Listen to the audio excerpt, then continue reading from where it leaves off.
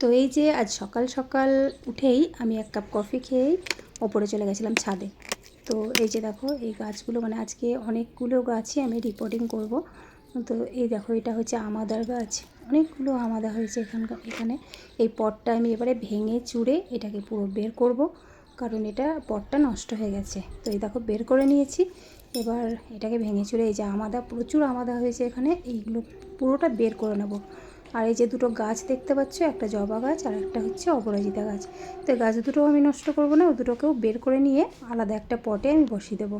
তো এই দেখো আমাদা ভেঙে নিয়েছি, অনেক আমাদা হয়েছে। তো এইটা মানে অনেক কষ্টের একটা কাজ, রিপোর্টিং করাটা।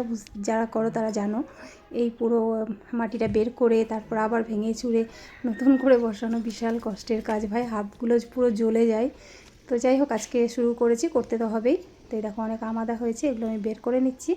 এই আমাদাটা না আমার পাড়ার এক দিদা আমাকে একটা বড় টুকরো দিয়েছিল খাওয়ার জন্য, চাটনি করে খাওয়ার জন্য।